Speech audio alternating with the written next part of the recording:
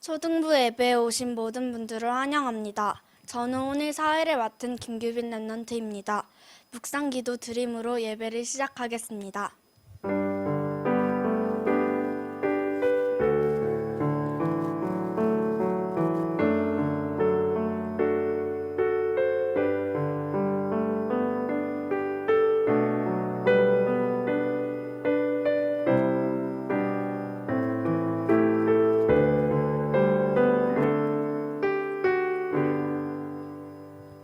다 같이 찬송가 199장을 부르겠습니다.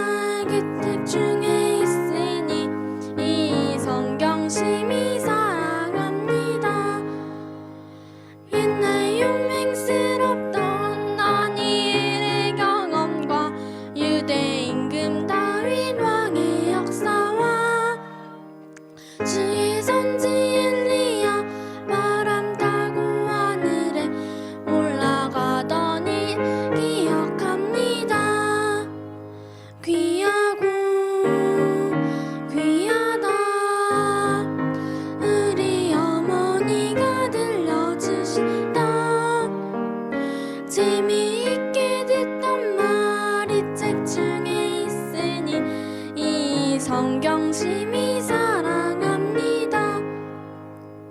예수 세상 계실 때 많은 고난 당하고 십자가에 달려 죽임 당하니 어머니가 읽으며 눈물만 흘린 것 지금까지 내가 기억합니다.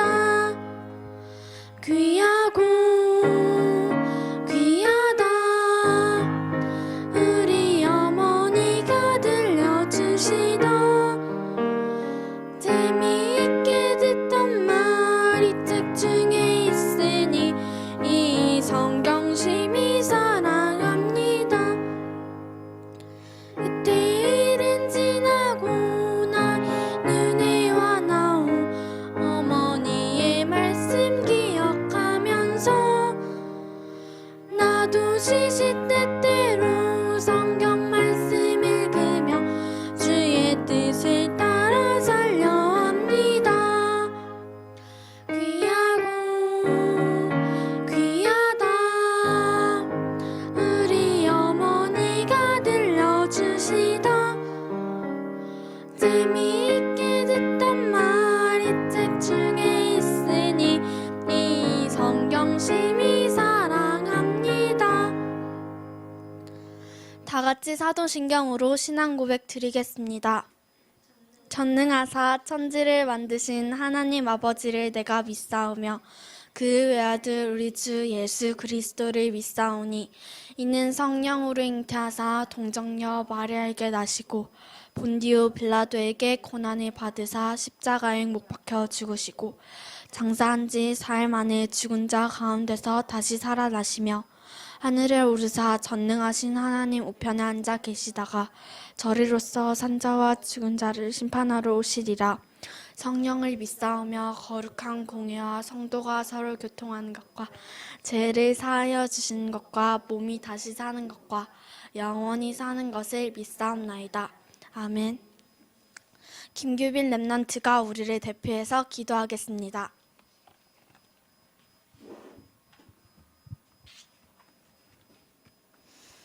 하나님 아버지 감사합니다. 지금 코로나로 인하여 많은 사람들이 두려움과 고통 속에 빠져 있지만 언약 가진 렘넌트로 부르셔서 하나님을 예배하게 하시니 감사합니다. 우리에게 일어나는 모든 문제와 사건을 그리스도의 언약으로 끝내신 절대 언약을 붙잡는 시간 되게 해주세요. 오늘 예배를 통하여 성삼위 하나님이 우리와 함께 하심을 누리게 해주세요. 말씀 증거하시는 김태현 목사님께 성령으로 충만케 해주세요. 하나님께 늘 예배와 찬양을 빼앗아가는 사단과 흑암 문화에 썩지 않고 승리의 언약을 붙잡는 시간 되게 해주세요. 예수 그리스도의 이름으로 기도드립니다. 아멘.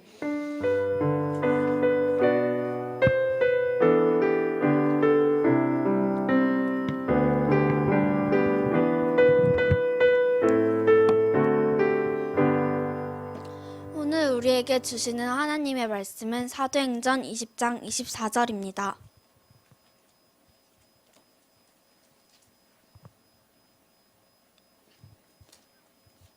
사도행전 20장 24절 다 함께 봉독하겠습니다.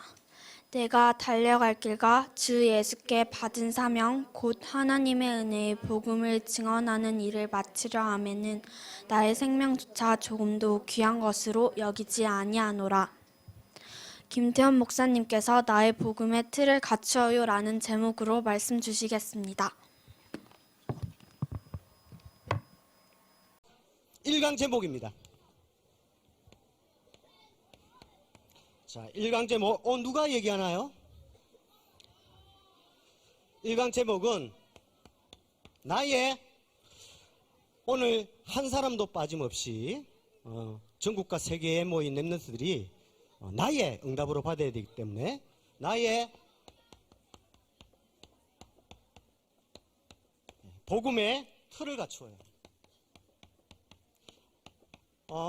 조금 전에 어떤 틀을 가지고 있느냐에 따라서 결과가 달라지는, 작품이 달라지는 것을 확인했습니다. 그렇다면 내가 복음의 틀을 갖춘다면 결과가 어마어마하겠죠. 속히 사단이 무릎 꿇게 되겠죠. 그것을 낳은 바울 사도는 나의 달려갈 길과 주 예수께 받은 은혜의 복음을 마치려 하면은 나의 생명을 조금 더 귀한 것으로 여기지 않았습니다. 우리 마칠 때는 생명보다 더 귀한 나의 복음의 틀을 딱 갖추기 바랍니다. 작년에는 목사님이 CVDIP 언약의 여정으로 전달했습니다. 그리고 렘넌트들 흩어져서 봄학기, 가을학기, 초신에 가서 CVDIP 틀을 갖췄을 거예요. 똑같은 CVDIP 틀인데 이번 2020년 세계 어린이 수련회는 전도의 여정으로, 이제는 언약의 여정을 딱 한다면 전도의 여정 시작은 복음의 틀을 갖추는 거예요. 자, 첫 번째입니다. 미국과 일본과 한국 사람이 콧구멍 크기 대회를 했어요. 무슨 크기 대회? 콧구멍 크기 대회. 그래서 일본 사람이 제일 먼저 딱 나왔습니다. 일본 사람이 콧구멍에서 자동차를 딱 꺼냈어요. 그러니까 박수를 막 쳤어요. 두 번째로는 미국 사람이 나왔어요. 콧구멍에서 비행기가 나왔어요. 그러니까 막 박수 치고 난리가 났어요. 근데 한국 사람이 나왔어요. 콧구멍에서 조그만 너구리 두 마리가 나왔어요. 그러니까 사람들이 이랬어요. 근데 너구리 두 마리가 뭐라고 얘기하냐면 여기는 잠실 롯데월드입니다. 그러니까 잠실 롯데월드가 콧구멍에서 나온 거죠. 그러니까 사람들이 막 박수치고 난리 났죠. 목사님이 뭘 얘기하려고 하냐면 끝까지 잘 들어야 됩니다. 끝까지. 자, 첫 번째, 사단이 만든 예틀이에요. 누가 만들었다고요? 사단이 만든 예틀. 조금 전에 동영상 봤는데 40일 금식하시고 기도하신 예수님에게 누가 나타났죠? 예수님이, 사단이 나타났습니다. 사단이 세 가지 시험, 아까 퀴즈 낸다 했습니다. 첫 번째 시험이 뭐였죠? 예수님에게 뭘 보여줬어요? 돌을 보여주면서 뭐를 만들어라? 떡을 만들어라. 이 무슨 말일까요? 예. 사단은 돈 중심, 물질 중심, 성공 중심, 으로 틀을 갖추다. 이 틀을 사람들에게. 그런데 예수님은 사람이 떡으로 사는 것이 아니요 하나님의 뭐로 살아라? 말씀으로. 우리 랩너트들이 돈, 물질, 성공 중심으로 살 수밖에 없는데 이 수련회에 모여서 하나님의 말씀을 들을 때에 하나님 중심으로, 복음 중심으로 바뀔 줄 믿습니다. 하나님의 말씀으로 살 것이리라. 마태복음 4장 4절에 사단을 첫 번째 시험을 물리쳤습니다. 두 번째, 사단이 어디로 데리고 올라갔죠, 예수님을? 성전 꼭대기에.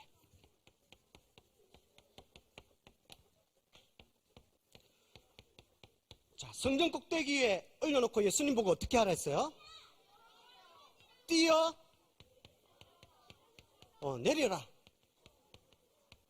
그러면 사단도 알아요. 사단의 타락하기 전직은 천사였거든요.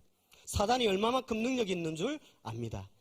뭐라고 예수님께 시험했냐면 네가 성전 꼭대기에서 뛰어내리면 천사가 와서 네가 돌에 부딪히지 않게 딱 받들 것이다. 그러면 사단은, 천사는 안 보이죠? 예수님을 만약에 성전 꼭대기에 세워놓고 예수님이 뛰어내리면 예수님이 공중부양해서 딱 공중에서 천사, 도와주는 천사는 안 보이니까 예수님이 성전 꼭대기에서 땅에 떨어지기 전에 공중에서 딱 부양해버리면 어떻게 될까요? 인기, 전국과 세계에서 몰려들겠죠. 야, 대단한 사람이 나타났다.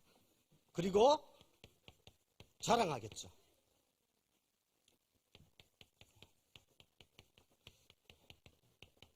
성적 중심. 예수님은 뭐라고 물리쳤죠? 하나님을 시험하지 말라.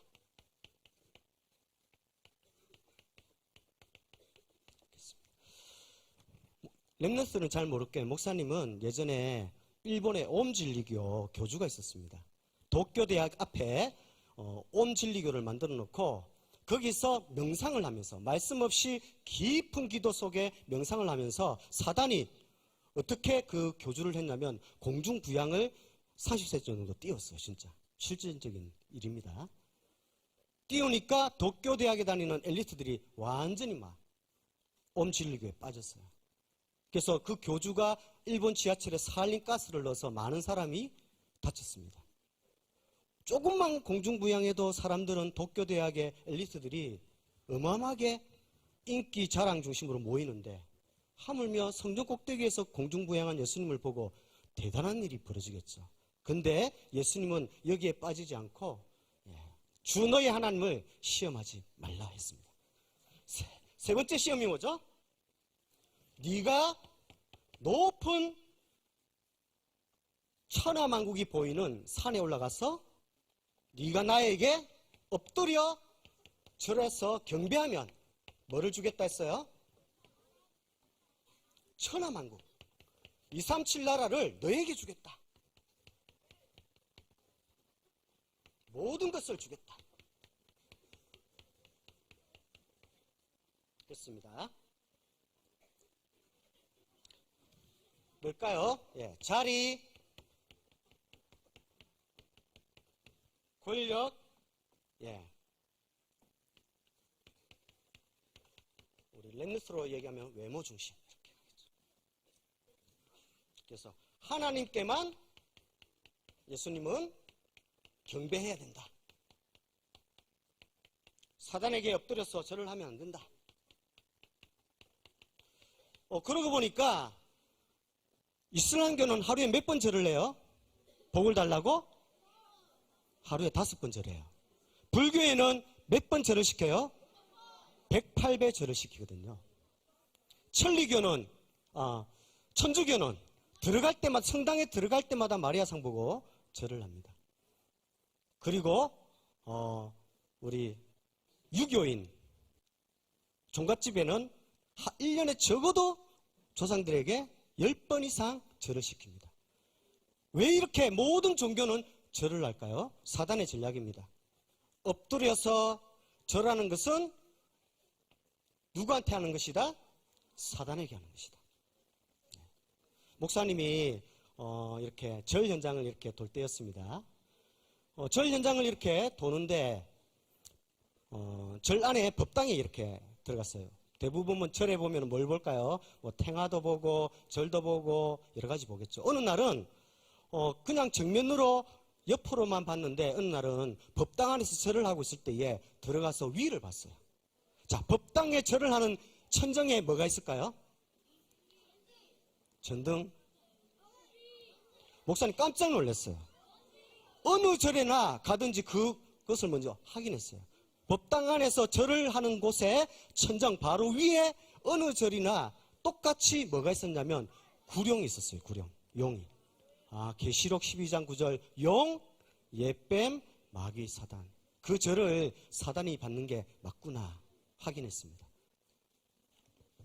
이 사단이 만든 예틀에 갇히면 나도 모르게 이렇게 살 수밖에 없거든요. 자, 그런데 사랑의 하나님이 오늘 이 틀에 갇혀서 살지 않도록 하나님이 만드신 새 틀이에요. 새 틀.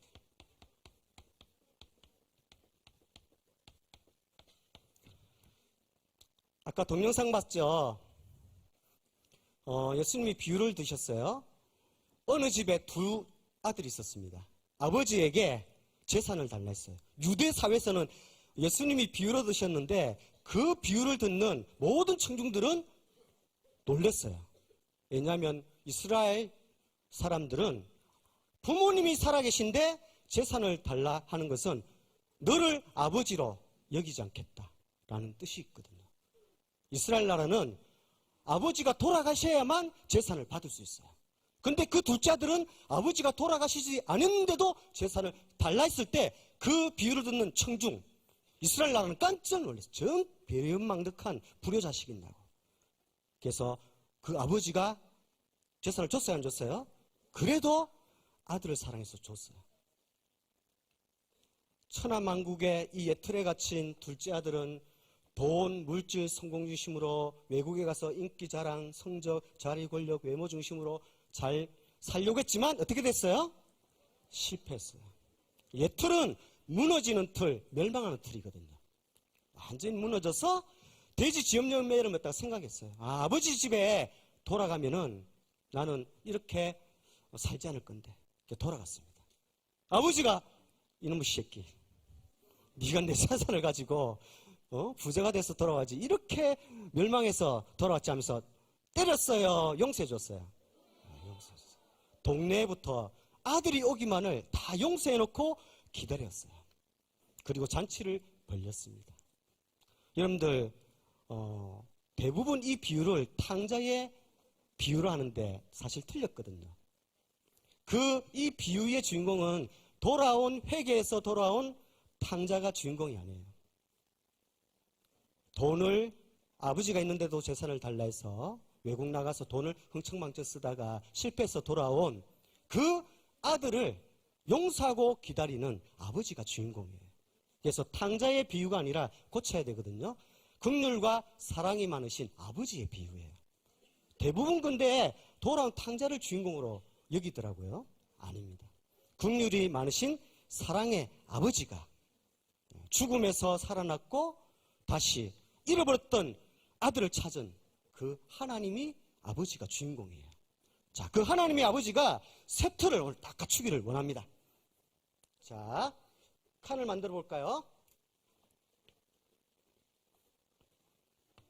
자, 그 사랑의 하나님이 우리에게 세트를 갖추기를 원하는데 그 하나님이 다시 잃어버린 아들이 돌아올 수 있도록 딱 보내신 분 이름이 있어요.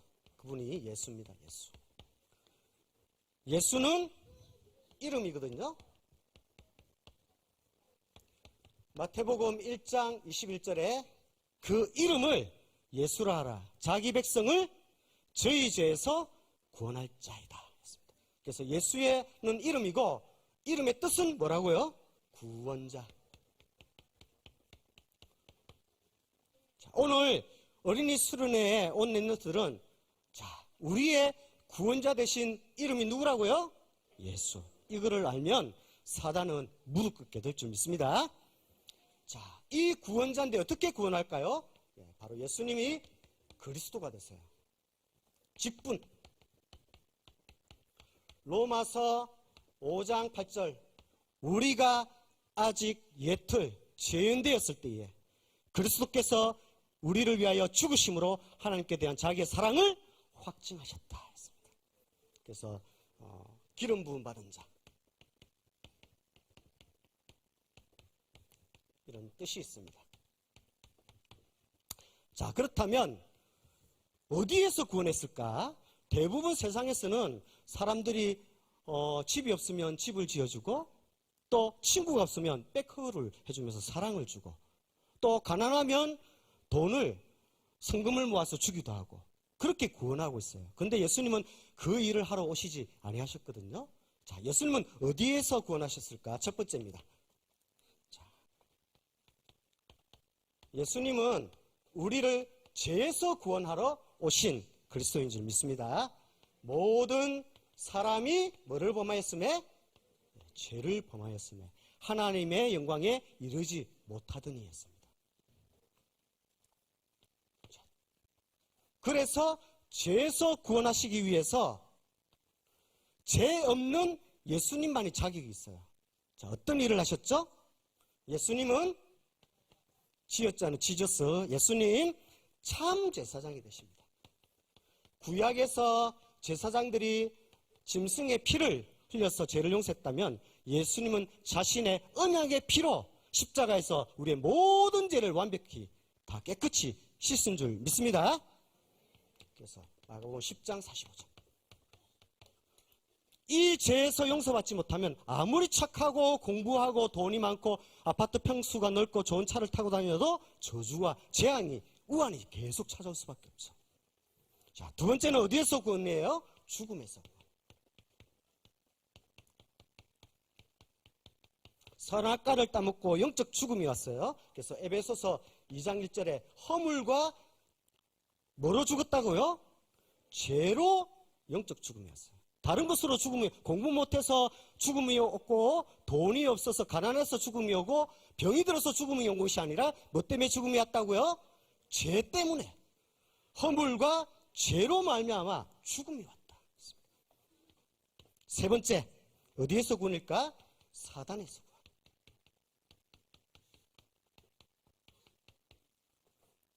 그래서 요한복음 8장 44절. 너희 아비 마귀라 했습니다. 분명히.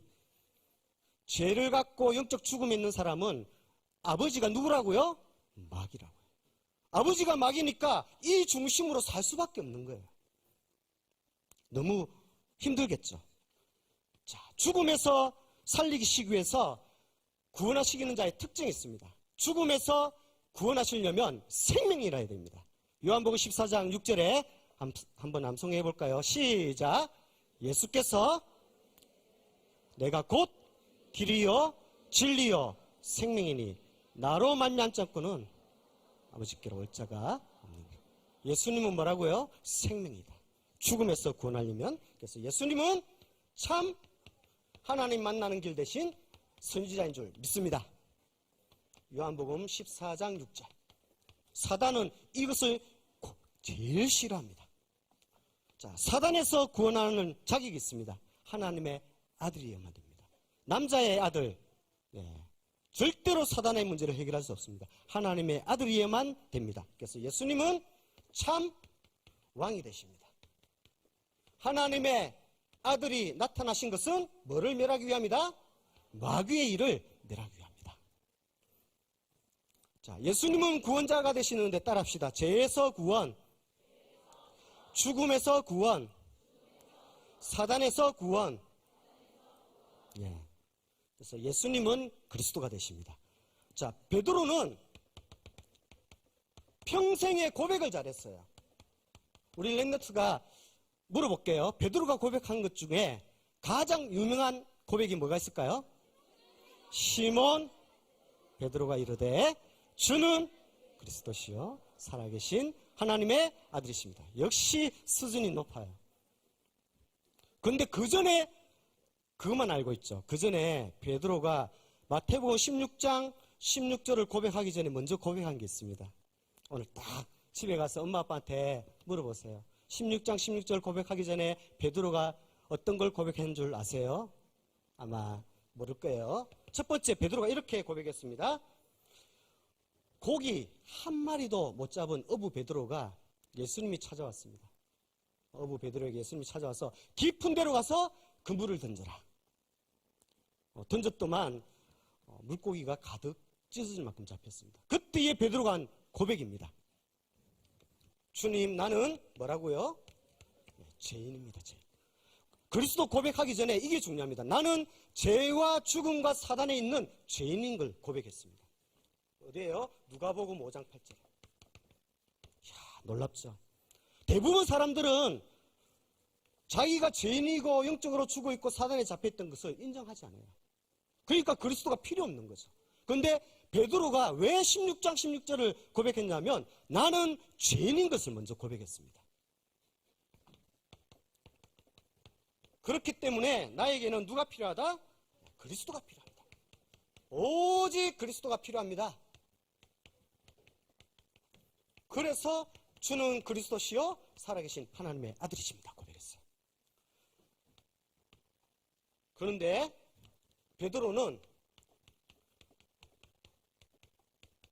그뿐만이 아니라 예수도 그리스도다 이러면 종교가 되는데 예수만 그리스도인 것을 고백했어요. 예수도 그리스도는 종교예요. 예수만 그리스도는 복음이에요. 뭐라고 고백했죠? 천하의 구원을 얻을 만한 여기에서 구원 얻을 만한 다른 이름을 주신 적이 없다. 그걸 보고 유일성 오직 이 일을 하신 분은 예수님밖에 없다. 그걸 고백한 거예요. 그리고 마지막에는 전도자인 걸 고백했습니다. 베드로전서 2장 9절에 너희는 왕같은 제사장이여 아름다운 덕을 선전하는 자로 불렀다. 절대 언약을 대열에 선 비밀 선교사. 그리고 전도 대열에 선 현장 선교사. 그리고 빛의 대열에 선 기념민족 선교사를 다 고백했습니다. 나는 따라합시다. 나는 전도자다. 마태복음 16장 16분만 고백할 뿐만 아니라 여기까지 가는 수준 높은 우리 렘넌트가 되기 바랍니다. 숫자 나라가 있어요. 너무 잘 들었기 때문에 목사님이 얘기를 해줄게요. 숫자 나라에는 1.5와 5가 살았어요. 숫자 나라에. 그런데 이 숫자 나라는 숫자가 크면은 높은 사람이에요. 누가 높은 사람이라고요? 숫자가 높은 사람. 1.5가 높아요? 5가 높아요? 5가 높죠. 이 5가 1.5 보고 야! 이 자식아 물 떠와. 빨리 똑바로 인사 안 해? 맨날 종부리듯이 했어요. 근데 어느 날 이 1.5가 5 옆을 지나갔어요. 근데 인사도 안 하고 불렀는데도 대답 안 하고 그냥 쌩 까고 지나갔어요. 그래서 5가 불렀어요. 1.5 보고 야! 너 왜 인사도 안 하고 그냥 지나가? 하니까 이 1.5가 손을 딱 주머니에 넣고 껌을 쫙쫙 씹으면서 야, 이 새끼야. 나 오늘 점 뺐다, 점. 점 빼면 어떻게 돼요? 15.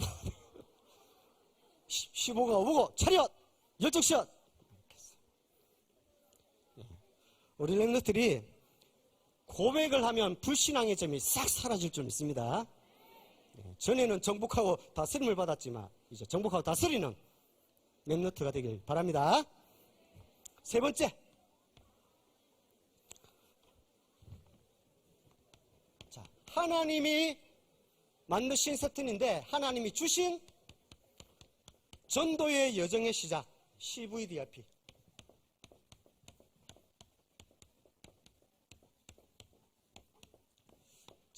좋습니다. 칸을 한번 만들어 보세요. 5칸을 만들어 봅니다.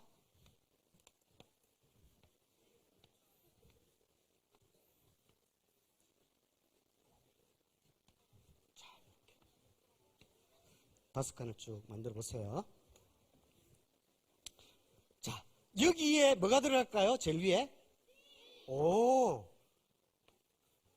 두 번째는 V, D, I, P. 그러면 C는 뭐예요? 언약. 역시 랩너스네요. V는 비전, D는 드림, 꿈, I는 이미지, P는 실천. 프랙티스 작품이죠. 실천. 자, 언약에 대열에 서면 어떤 틀이 갖춰주냐면 복음의 틀이 갖춰져요. 어린이 수련회 안에 있는 것도 언약 안에 있는 겁니다. 이 언약에 대열에 서면 복음의 틀, 사도행전 1장 1절이 딱 갖춰져요. 이 복음의 틀이 갖춰주면 아무도 줄 수 없는 답을 주게 돼요.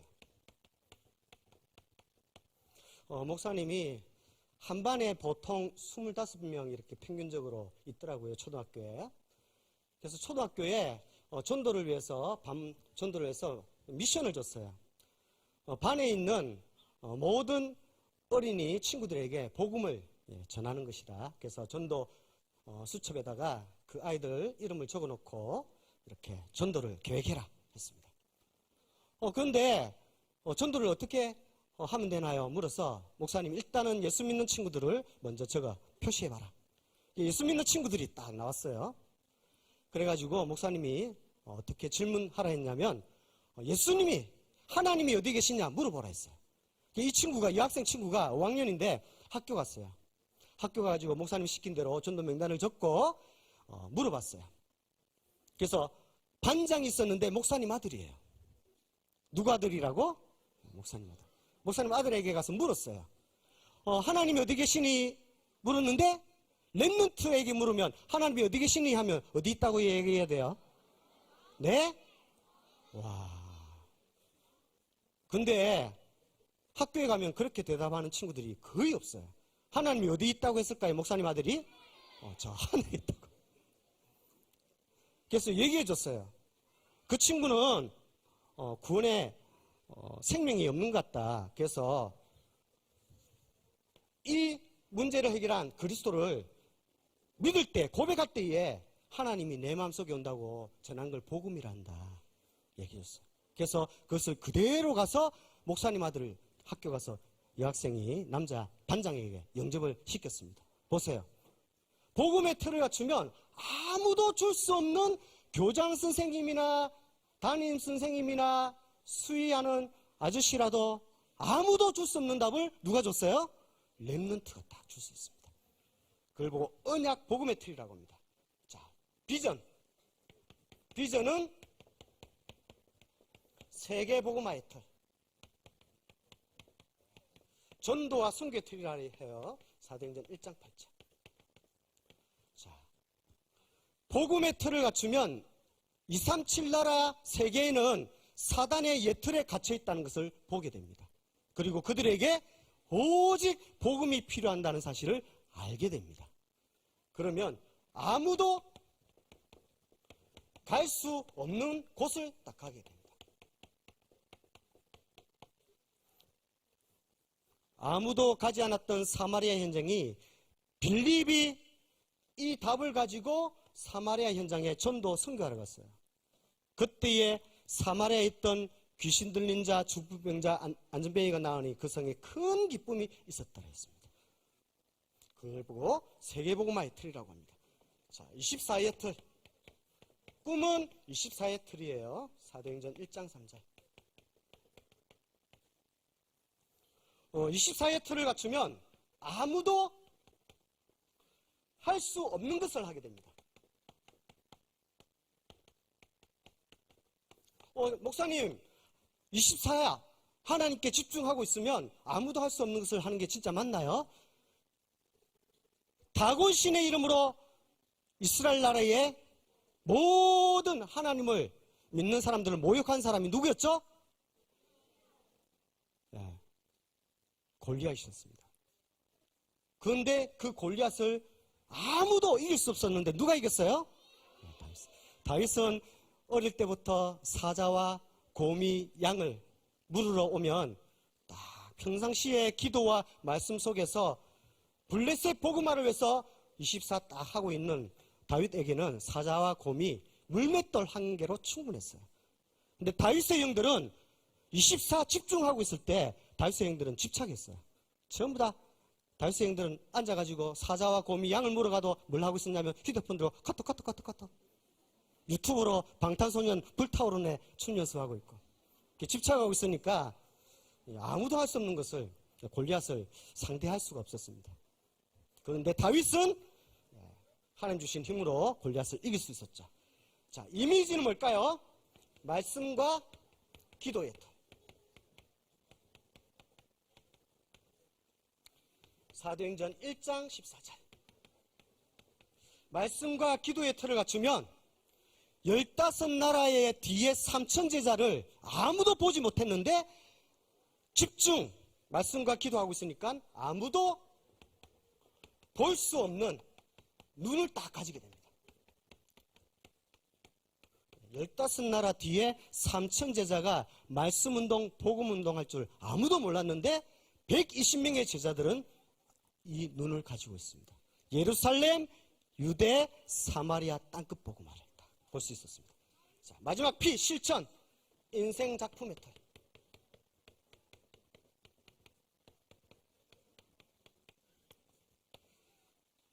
사도행전 2장 1절에서 47절. 자, 요 마지막 칸은 렘넌트가 한번 맞춰보세요. 시는 복음의 틀을 갖추면 한번 읽어볼까요? 복음의 틀을 갖추면 요거 읽어보세요. 아무도 줄 수 없는 답을 준다. 세계 복음화의 틀을 갖추면 아무도 갈 수 없는 곳을 가게 된다.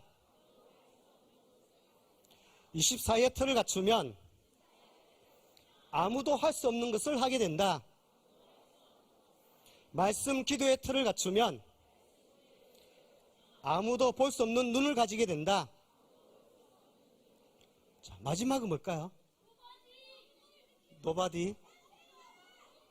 작품과 관계되어 있어요.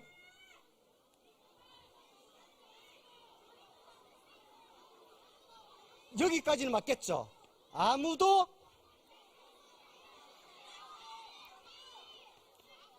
할 수 없는 작품은 만드니까 일. 이야, 대단하다. 마지막에 일 딱 나왔네요. 예, 역시. 바로왕이 꿈을 꿨을 때 아무도 할 수 없는 일을 요셉이 꿈을 해석해 주었습니다. 우리 렘너트가 1강 때에 이렇게 나의 복음의 틀을 갖춰서 전도자 여정의 시작을 가게 되면 아무도 할 수 없는 것을 하게 될 줄 믿습니다. 이 축복을 딱 붙잡고 작은 실천은 마지막 시간에 전달 미션으로 주도록 하겠습니다. 목사님 기도로 마치도록 하겠습니다. 두 손 모으고 기도하겠습니다. 자, 한 사람도 빠짐없이 두 손 모으고 눈 감고 목사님 따라서 기도합니다. 하나님, 감사합니다. 사단의 예틀을 깨고 하나님이 주신 새 틀을 갖추는 어린이 수련회에서 말씀을 받게 하시니 참으로 감사드립니다. 사단이 속히 무릎 꿇게 하시고 세세무궁토록 하나님께서 영광 받아 주세요. 예수님 이름으로 기도드립니다. 아멘. 수고하셨습니다.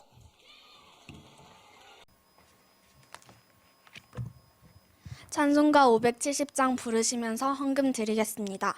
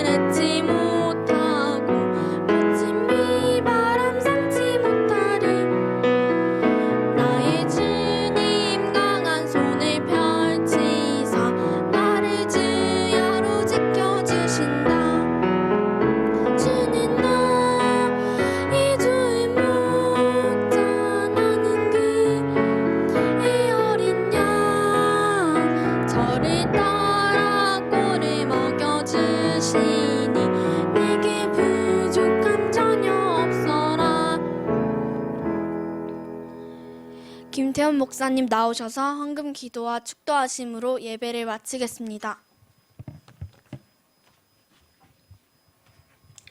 기도하겠습니다. 모든 문제 해결자 되신 우리 주 예수 그리스도의 크신 은혜와 하나님의 놀랍고 크신 사랑과 성령님의 내주 인도 역사하심이 나의 복음의 틀을 갖추어 237 나라를 살릴 모든 초등부 렘넌트와 우리 가정의 부모님들 위해 지금부터 영원토록 항상 함께 있을지어다. 아멘.